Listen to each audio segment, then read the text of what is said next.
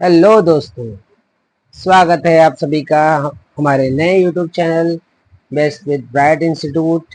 ये अभी new channel हमने अप्लाई किया है और ये हमारा फर्स्ट वीडियो है जो चैप्टर 1 क्लास 10 साइंस 1 का है। कुछ बच्चों का रिक्वेस्ट था कि सर ये हमें समझ में नहीं आया था, तो बोला ठीक है, उसकी हम वीडियो बना देंगे आपके लिए। और ये हमारा फर्स्ट वीडियो है, उम्मीद करता हूँ कि आपको पसंद आए। लाइक करें, सब्सक्राइब करें, अगर कोई डाउट हो तो कमेंट करें, या फिर आप मुझसे हमारे यूट्यूब चैनल या व्हाट्सएप, फेसबुक, इंस्टा, टेलीग्राम किसी भी चैनल पे आप हमसे मिल सकते हैं। ठीक है, स्टार्ट करते हैं अब एक नया कंडीशंस में। देखिए, पहला चैप्टर हमारा स्टार्टिंग होता है ग्रेविटेशन। अब ग्रेविटेशन क्या होता है ये तो आप जानते ही हो। नहीं भी जानते हो तो देखिए, हिंदी मीडियम से भी कोई अगर हो आप तो आपको दिक्कत नहीं होनी चाहिए। इसके लिए मैं कुछ चीज़ें हिंदी में बताऊंगा और कुछ चीज़ें इंग्लिश में भी बताऊंगा। आपको कोई भी चीज़ की दिक्कत नहीं होनी चाहिए। अगर कोई दिक्कत है यू कैन कॉन्टेक्ट मी। मैंने आपको पहले ही बताया है कि आप मुझसे बातचीत कर सकते हो। हमसे प्रॉब्लम आपकी है तो मैं आपको सॉल्व करके दूंगा। ठीक है, अब देखिए, ग्रेविटेशन का हिंदी मतलब होता है कि गुरुत्वाकर्षण बल। अब गुरुत्वाकर्षण या ग्रेविटी है क्या चीज? एक ऐसा फोर्स जो अर्थ के द्वारा लगाया जाता है दूसरे ऑब्जेक्ट्स या कोई सब्जेक्ट के ऊपर, जो कि अर्थ के सेंटर डायरेक्शन में खींचने की कोशिश करता है। फोर्स एक्ट ऑन ऑब्जेक्ट और सब्जेक्ट टूवर्ड्स अर्थ सेंटर। आप ये कभी मत सोचिएगा कि ऐसी चीजें पहले भी होती थी कि हम मतलब धरती पे हैं तो उड़ क्यों नहीं जाते, नीचे ही क्यों रहते हैं? उड़ भी सकते हैं। ठीक है, आपको जरा ध्यान देना पड़ेगा। और इस चैप्टर में हमें पढ़ना क्या क्या है उसका जरा देख लीजिए। Gravitation, circular motion, centripetal force, Kepler law, Newton's universal law of gravitation, acceleration, free fall and escape velocity. आपके चैप्टर का पूरा सरकम यही है, इसी में हमें अपनी पढ़ाई करनी है। आगे चलते हैं बच्चों।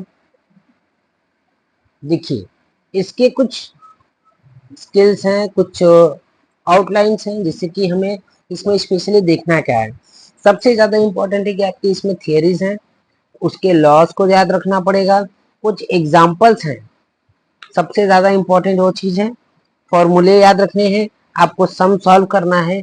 और लास्ट में एक सेकेंड वीडियो में आप लोग के लिए बनाऊंगा, जिसमें आपको ये स्पेशली मैं बताऊंगा कि क्वेश्चंस जो कि बोर्ड में आपसे पूछे गए हैं, कैसे कैसे टाइप के क्वेश्चंस आपसे पूछे जाते हैं। तो let start your main conditions कि आपका ग्रेविटेशन का शुरुआत हुआ कब था। ठीक है, अब देखिए, ग्रेविटी का स्टार्टिंग, इसको एक्चुअली रिसर्च किसने किया था इसके बेसिस पे आपको पता होगा। एक न्यूटन चचा थे, वो बहुत थक गए थे तो वो पेड़ के नीचे बैठ गए। अचानक से ऐसा हुआ कि उसमें से उस पेड़, वो सेव का पेड़ था, सेव का पेड़ उनके सर पे गिरा।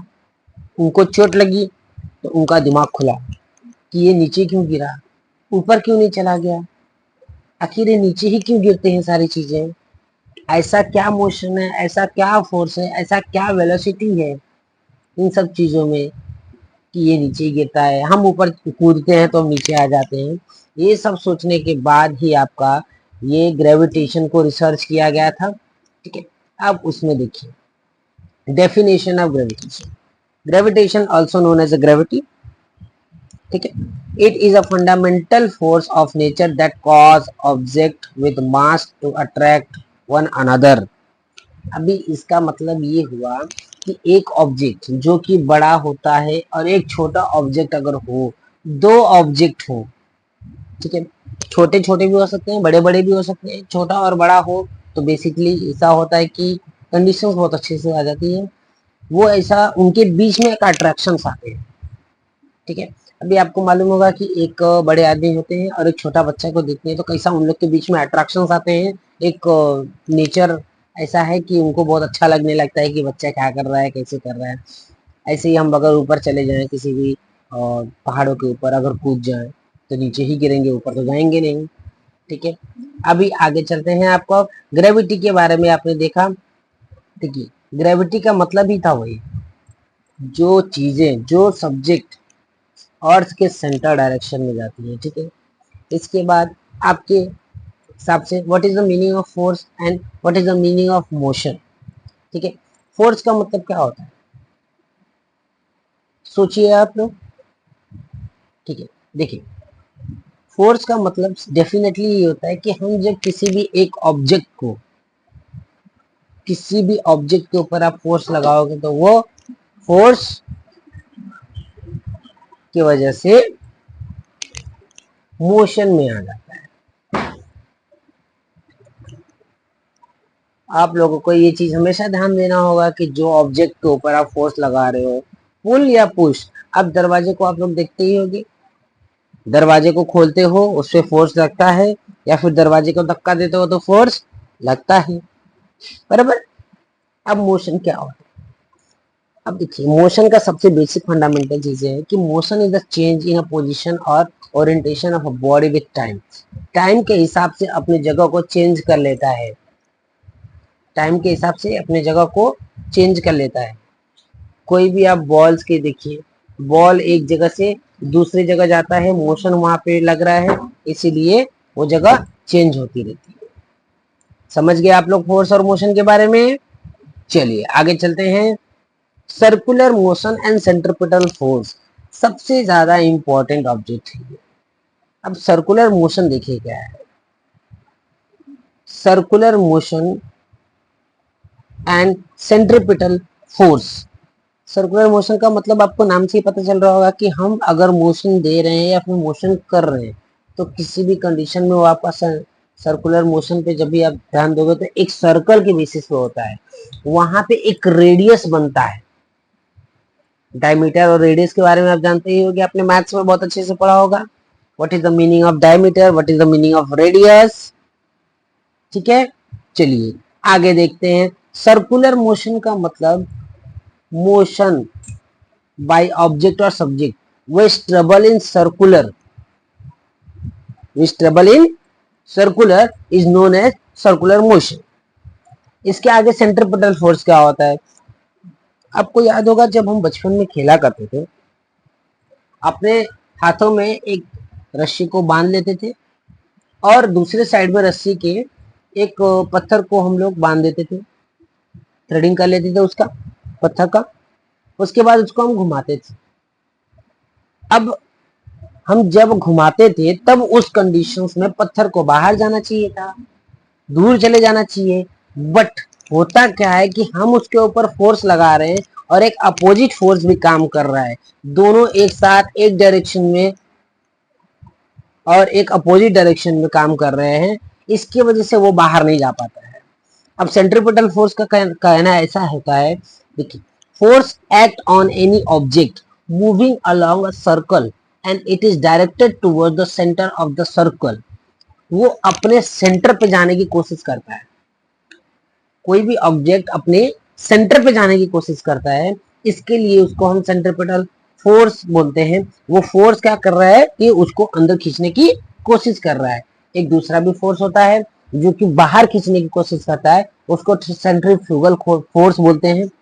ये आप 11 में पढ़ेंगे, इसको बहुत डिटेल में पढ़ाया जाएगा आप लोग को। सेंट्रिपिटल और सर्कुलर मोशन आपको समझ में आ गया। चलिए आगे चलते हैं।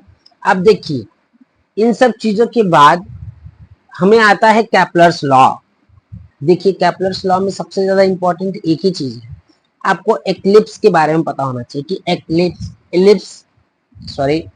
एलिप्स शेप कैसा होता है और एलिप्स शेप में क्या क्या पॉइंट्स होते हैं। अब एलिप्स में ऐसा कंडीशंस होता है, आपने सुना होगा अंडाकार, ये कंडीशन थोड़े से अंडाकार डायरेक्शन में होते हैं, जहां पे आपको दो फोकल पॉइंट मिलेगा, दो फोकस पॉइंट मिलेगा, जिसके वजह से हमें ये पहला लॉ, जब केपलर ने पहले लॉ के बारे में बताया था तो उन्होंने देखिए क्या बोला है, the orbit of the planet is an ellipse with the sun at one of the foci. यहाँ पे दो फोकस होते हैं जिसके वजह से आपको मैं यहाँ पे दिखा देता हूँ कि दो फोकस कहाँ कहाँ होते हैं। अभी देखिए एक फोकस यहाँ पे रहेगा, ठीक है, और एक फोकस जहां पे मैंने यहाँ पे आप देख रहे हो कि यहाँ पे सन्स को लगा रखा है, ये फोकस पॉइंट है। अभी देखिए यहाँ पे मैं आपको लाइन बना के दिखा रहा हूँ, ठीक है। अभी एक और ये पॉइंट होता है, ये F1 होता है, और इसको हम इस पॉइंट को F2 मानते हैं, फोकस पॉइंट 2। अब आपको जो बताया गया है, एट वन ऑफ द फोकी, जब दोनों पॉइंट्स को एक साथ बोला जाता है तो फोकी हम लोग बोलते हैं। इनका कहने का मतलब है कि अर्थ जो सन के अराउंडिंग घूमता है वो इलिप्स फॉर्म में घूमता है, ना कि एकदम परफेक्ट सर्कुलर में घूमता है। अंडरस्टैंड? ये बात को हमेशा याद रखना कि पूरा गोल गोल नहीं घूमता है, ये अंडाकार रूप में घूमता है, ठीक है। अब दूसरी चीज को देखते हैं, दूसरा इनका क्या कहना है, दूसरे लॉ ये है, the line joining the planet and the sun sweeps equal area in equal interval of time. जैसा कि आप यहाँ पे देख पा रहे हो कि मैंने यहाँ पे क्या किया है, एक स्पेसिफिक डिस्टेंस लिया है, ठीक है, A1 और A2 को। ये कंडीशन, ये लॉ के हिसाब से अगर आप जाते हो, ये दोनों डिस्टेंस अलग अलग है, बराबर। ऐसा देखने में आपको लग रहा है कि अलग अलग है, लेकिन एक चीज और है कि इसका डिस्टेंस इक्वल है, और इनको कवर करने के लिए जितनी टाइम लगती है वो भी इक्वल ही लगती है। समझ में आया आप लोग को? चलिए आगे ध्यान देते हैं। इन सब इसके बारे में थोड़ा सा आपको पढ़ना पड़ेगा, कोई भी डाउट हो यू कैन आस्क मी, ठीक है। चलिए अब थर्ड लॉ पे चलते हैं।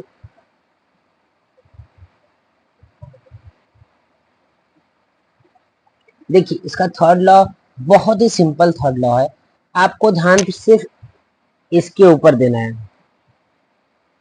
इसके ऊपर आप ध्यान दे लोगे, आपका समझ लो टेंशन खत्म। R t square upon r cube, r और टी क्या है ये चीज आपको पता होनी चाहिए, ठीक है। Is equals to constant, simple, सबसे सिंपल। टी को हम जानते हैं पीरियड ऑफ रिवोल्यूशन के नाम से, आर को हम जानते हैं mean distance between planets, okay. अब देखो टी स्क्वायर अपॉन आर के इक्वल्स टू के है, उसका डेफिनेशन बनाओगे कैसे, तो सबसे simple, square of its period of revolution around the sun is directly proportional to cube of the mean distance of a planet from sun, ठीक है। ये चीज आपको जरा बहुत ध्यान से पढ़ना पड़ेगा बेटा, क्योंकि हर बार किसी न किसी बेसिस पे केपलर लॉ को आपके क्वेश्चन में पूछ ही लेता है। अब देखिए, अब आपका एक दूसरा कंडीशन है ग्रेविटी। अब इसको जो बनाया गया था न्यूटन लॉ ऑफ ग्रेविटेशन के नाम से, न्यूटन चचा ने आपका ढूंढ लिया था, आपको याद ही होगा। यहाँ पे देखिए, यहाँ पे एक चीज मैंने आपको दिखाया है कि यहाँ पे एक बड़ा ऑब्जेक्ट है और यहाँ पे एक छोटा ऑब्जेक्ट है। अब इन दोनों ऑब्जेक्ट के बीच में आपको थोड़ा डिफरेंसेस लग रहा है, एक मास m1 है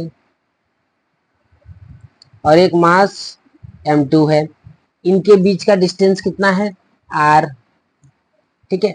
और एक आपको देखना पड़ेगा कि यहाँ पे कैपिटल G है, हम लोग स्मॉल g को ग्रेविटेशन के नाम से जानते हैं, किसके नाम से, स्मॉल g के नाम से। तो एक चीज हमेशा याद रखिएगा। अब इसमें हमारा कहने का मतलब क्या है वो देखना पड़ेगा बस आपको, कि आपको किस तरीके से ये बताया गया है। अभी F is equals to G m1 m2 upon are square है, अपॉन आर स्क्वायर। देखिए अभी इसमें m1 m2 is a mass, r distance between दो ऑब्जेक्ट, तो हमें इसका डेफिनेशन बनाना होगा। तो कैसे बनाओगे बेटा, सबसे basic, the force is directly proportional to mass of the two object, क्योंकि यहाँ पे दो ऑब्जेक्ट लिए जा रहे हैं, and is inversely proportional to the square of distance, जब भी आप इसको चेक करोगे, ये कंडीशंस को अगर आपको हटा दोगे तो यहाँ पे आपको इक्वलिटी के बजाय प्रोपोर्शनलिटी लगाना पड़ेगा, जो कि आपको डायरेक्ट दिख जाएगा, समझ में ऑटोमेटिक आ जाएगा। ठीक है, अब इसके बाद आपको एक और चीज का ध्यान देना पड़ेगा कि ये किन किन चीजों के ऊपर डिपेंडेंट है। अभी देखिए, fundamental interaction between object and mass, पहला पॉइंट है। दूसरा है कि अट्रैक्टिव फोर्स, इन दोनों के बीच में क्या लग रहा है, attractive force depend on the product of masses, ये मास के ऊपर डिपेंडेंट है। उसके बाद ये डिपेंडेंट है किसके ऊपर, डिस्टेंस के ऊपर डिपेंडेंट है। अभी यहाँ पे हम लोग अगर प्रोपोर्शनलिटी को हटाएंगे तो क्या होगा कि हमें इक्वल टू करना पड़ेगा, बराबर। अब इक्वल टू करेंगे तो कैसे होगा, इक्वल टू करोगे तो आपको एक ग्रेविटेशनल कांस्टेंट लगाना पड़ेगा, बराबर है कि नहीं। हाँ, तो इन सब चीजों को आप जब करोगे तब आपको पता चलेगा कि अभी हमको कैसे करना है। अब small g is the constant, universal gravitation constant होता है, ये ग्रेविटेशनल कांस्टेंट होता है कैपिटल जी, जिसका वैल्यू है आपको पहले से दिया गया रहता है 6.67 into 10⁻⁻11 newton metre square upon KG square. ये क्वेश्चन आपको बहुत बार पूछा गया है इसके बारे में कि इसको फाइंड आउट कर दीजिए। वो फाइंड आउट करना बहुत इजी है बेटा, आप लोग को कोई दिक्कत हो you can ask me again again. अभी देखिए, यूनिफॉर्म सर्कुलर मोशन या फिर मैग्नीट्यूड ऑफ सेंट्रीपिटल फोर्स। अभी सेंट्रीपिटल फोर्स आप देख रहे हो, वहां पे सिर्फ उसकी मैग्नीट्यूड के बारे में बता रहा है, एरिया के बारे में आपको नहीं बता रहा है। रीजन है कि सेंट्रीपिटल मतलब सर्कुलर होगा तो उसका एरिया फिक्स है। इसका एक वैल्यू आप लोग को करना है। इसमें हम लोग क्या देखते हैं, सबसे पहले स्पीड का formula, speed is equals to distance upon time होता है, आपको पहले से मालूम है। यहाँ पे हम स्पीड v से नाप रहे हैं, माप किससे रहे हैं, v से। टाइम मतलब क्या होता है, t, पीरियड ऑफ रिवॉल्यूशन या फिर टाइम देखोगे तो आपका t होगा। ठीक है, अभी आपने ये चीज सोचा कि सर ये सर्कुलर मोशन हो रहा है तो हम इसको डिस्टेंस कितना लेंगे, तो सबसे बेसिक होता है टोटल डिस्टेंस हम लोग को निकालना रहेगा। तो हम क्या करेंगे, एक सर्कल का पेरीमीटर निकाल लेंगे। क्या निकाल लेंगे, पेरीमीटर ऑफ द ऑर्बिट। अब पेरीमीटर ऑफ द ऑर्बिट आपको याद होगा कि सर्कल का जब भी आप चेक किए हो तो वो कितना हो जाता है, 2πr, बराबर। अब हम लोग को देखना है speed is equal to distance upon time है, तो v इज इक्वल टू आपको मिला 2π/t। अब दूसरी चीज एक और आता है, ये तो फॉर्मूला स्पीड का था, ये फॉर्मूला स्पीड का मिला आपको, ठीक है। अब देखिए, अब हमें देखना पड़ेगा ये फॉर्मूला। अब ये फॉर्मूला आपका किस बेसिस पे काम कर रहा है वो ध्यान दीजिए। ये फॉर्मूला आपको फोर्स जो दिख रहा है वो एक एनर्जी में काम करेगा। आप उसकी एनर्जी को कैसे, आपको मालूम है कि एनर्जी दो टाइप की होती है, बराबर। अब एनर्जी कौन कौन सी है, एक पोटेंशियल होती है और एक काइनेटिक एनर्जी होती है। सबसे बेस्ट चीज हमेशा याद रखिएगा कि हमें चेक करना पड़ता है, जो पोटेंशियल एनर्जी है, काइनेटिक एनर्जी है, उसके बेसिस पे हमें चेक करना रहेगा, ठीक है। तो अभी हम यहाँ पे क्या देख रहे हैं कि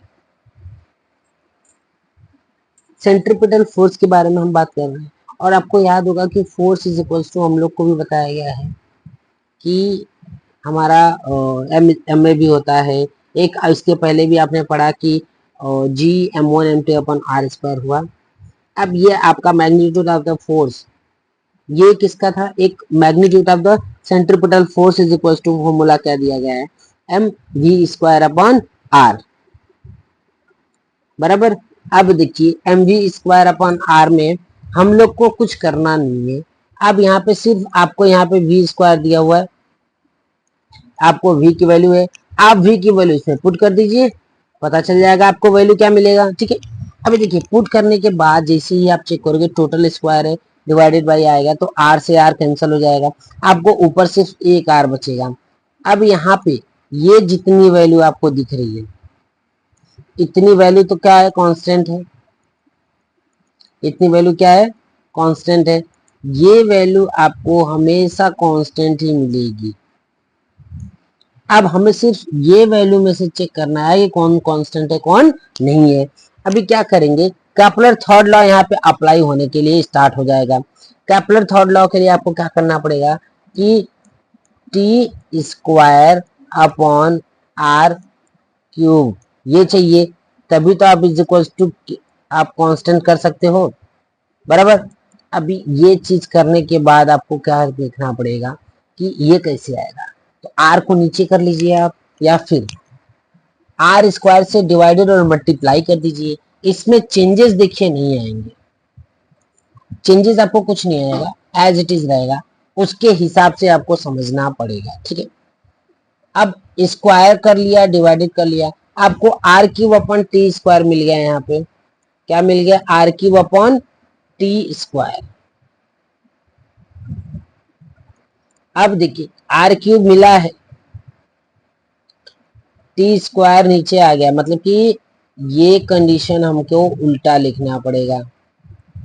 ये r cube upon T square जब भी लिखोगे तो ये चीज आपको पहले समझना पड़ेगा कि 1 के आएगा, मतलब कि कांस्टेंट कहाँ चला जाएगा, नीचे चला जाएगा।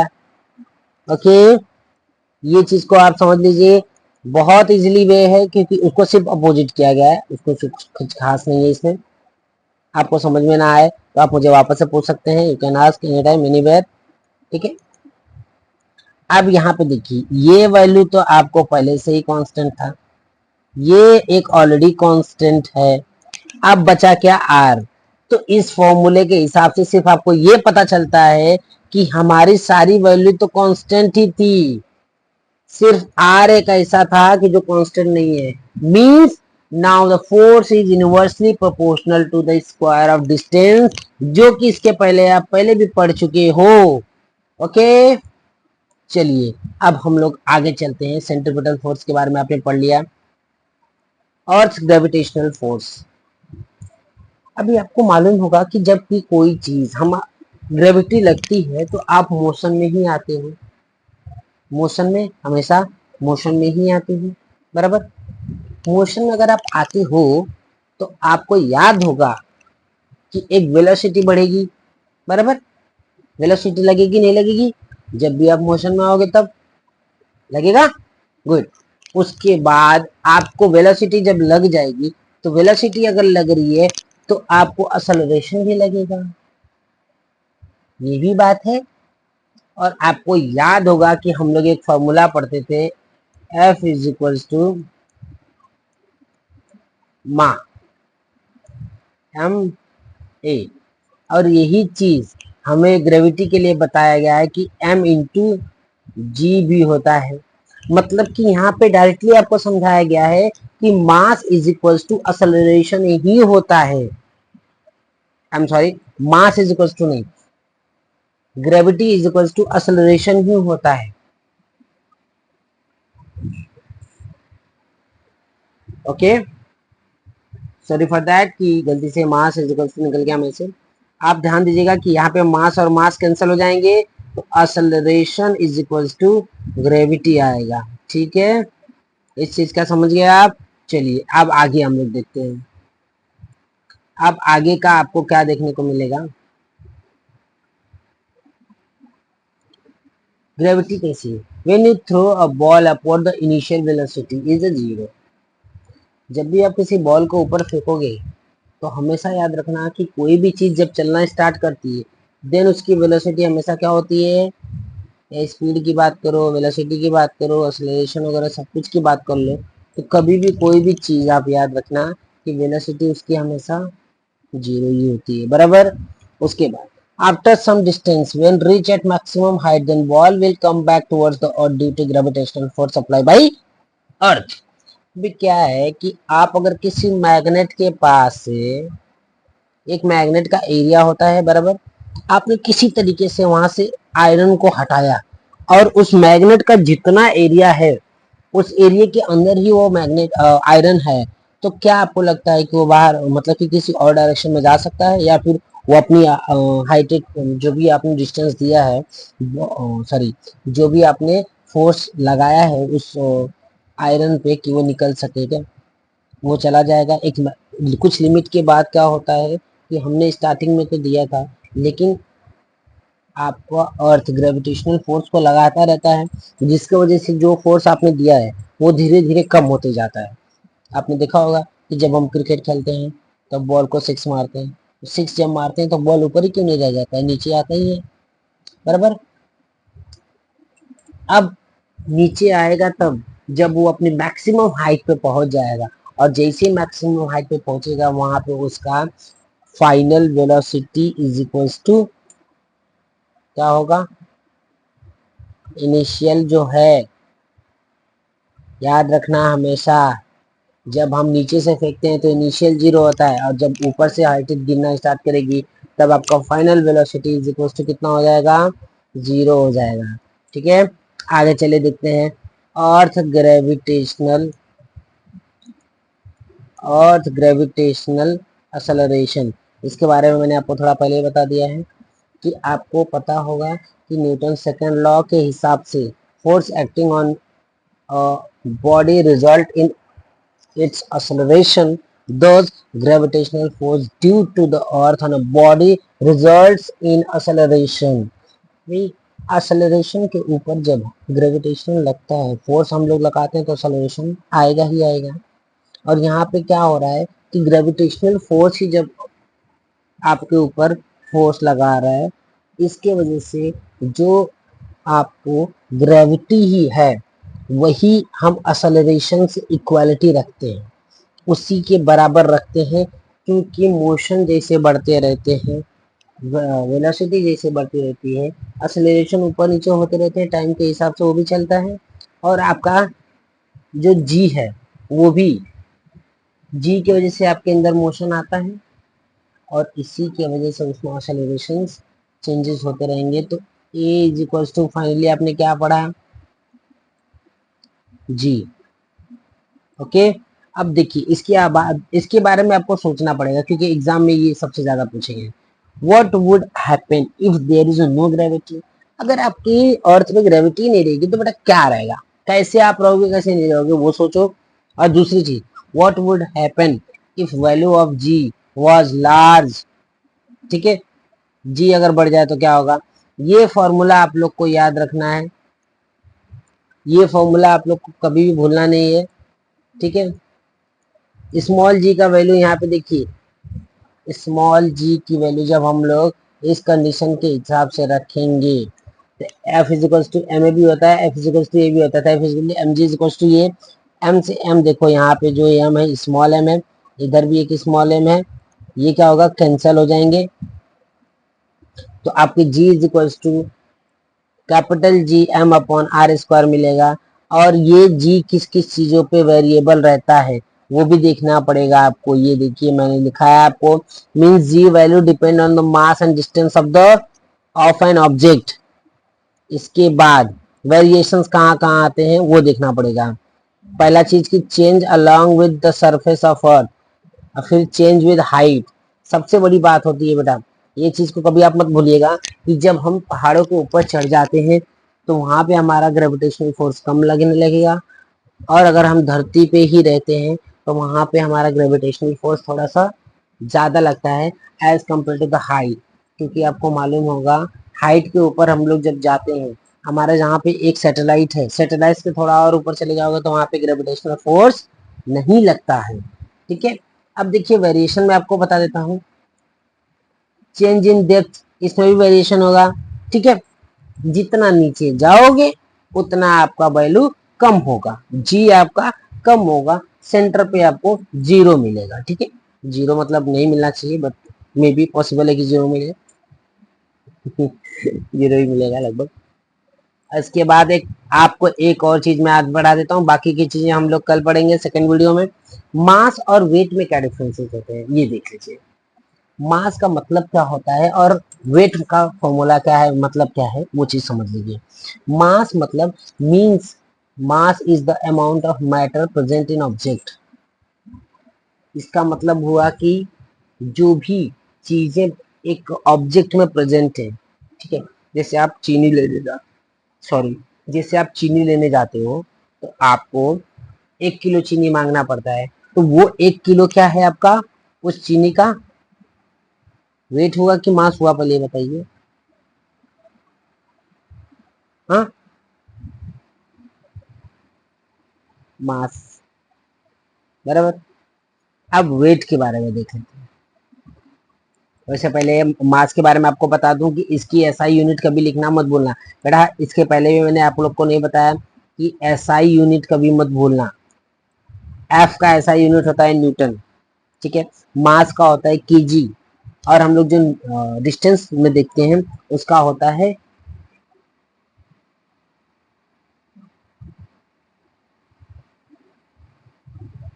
डिस्टेंस को हम लोग मीटर में देखते हैं।